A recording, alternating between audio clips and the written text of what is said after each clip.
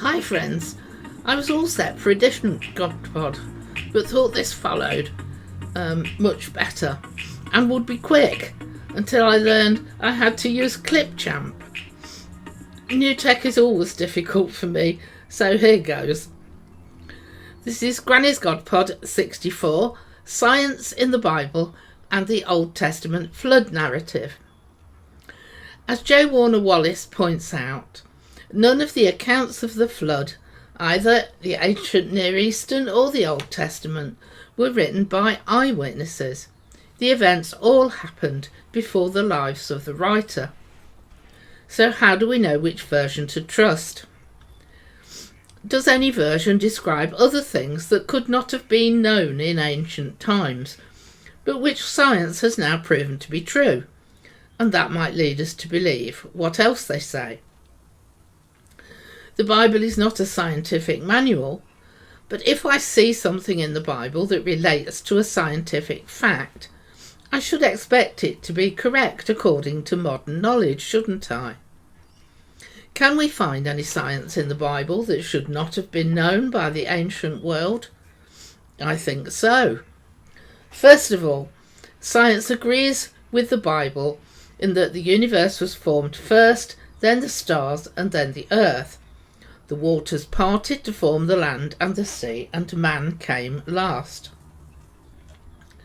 The shape of the earth is often described as circular or round, Proverbs 8, verse 27.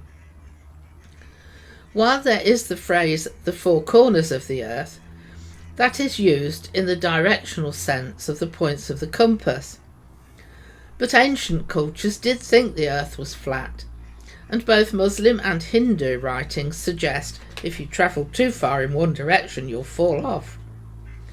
That belief was only corrected in about 1500, when sailors travelled further afield and eventually circumnavigated the globe. So it is quite remarkable that the Bible describes its circularity. Most scholars believe Job was written even before the Pentateuch was written, and it's thought to be the oldest book in the Bible. In Job 26 verse 7 we are told God hangs the earth upon nothing. Ancient civilizations thought the earth was supported by something physical, like a man or an elephant, for example. Which naturally begs the question, what supported the elephant? Another elephant ad infinitum?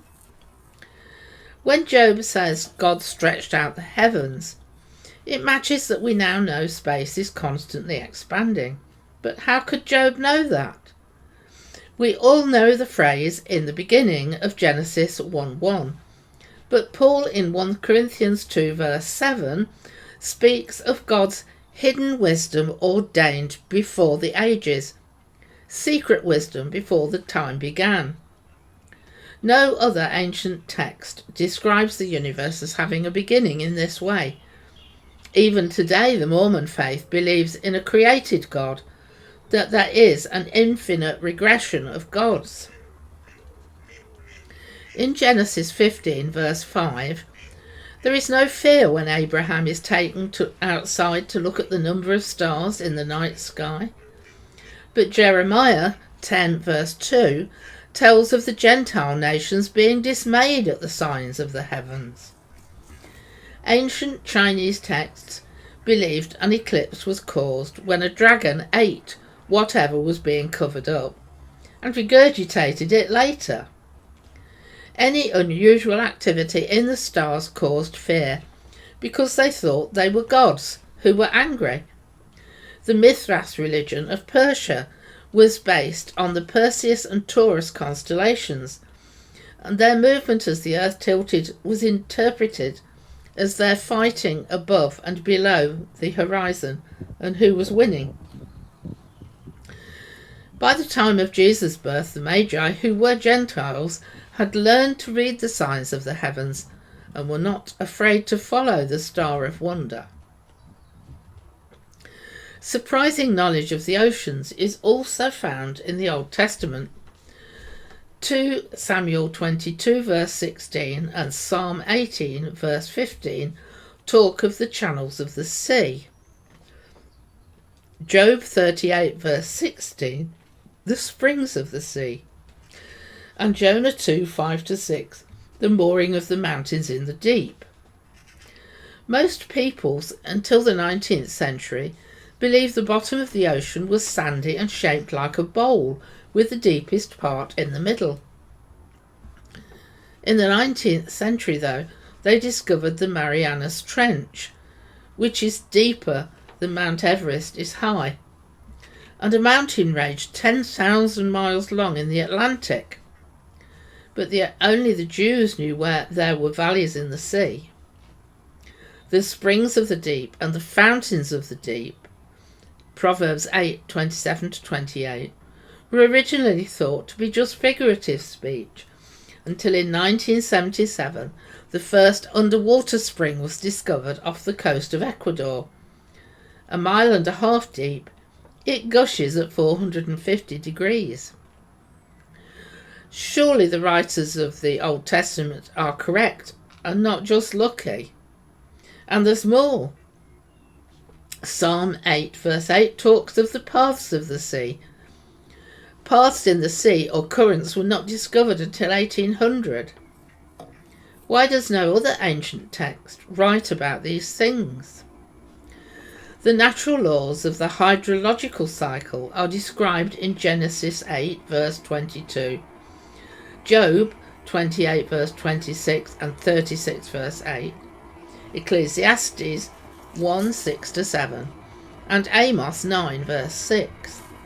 The sun beats down on the ocean and draws water up into the clouds.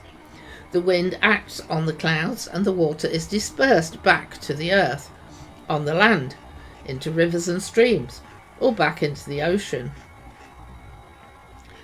Psalm 102 22-26 and Hebrews 1 10-11 talk of the heavens wearing out, what we call the second law of thermodynamics, entropy in a closed system. So how would the ancient stargazers know this?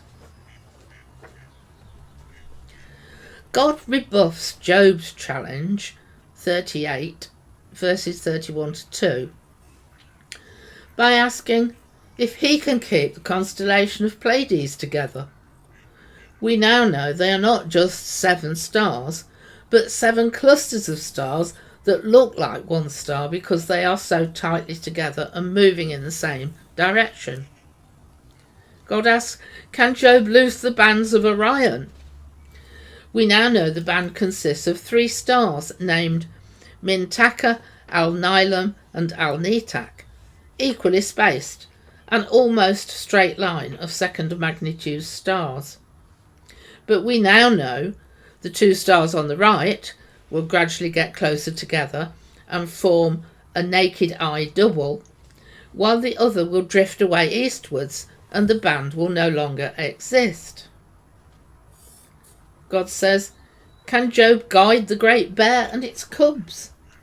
The ancients gave the name Arcturus to the brightest star in the Bear constellation. It is a high-velocity star, a law unto itself. God is pointing out he can do these things and Job can't.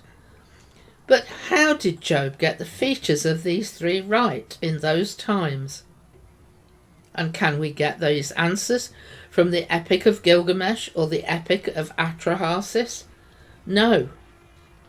But if the science in the Old Testament has tested out to be true, then we can rest assured that the narrative of the flood is also correct, more so than the ancient Near Eastern versions.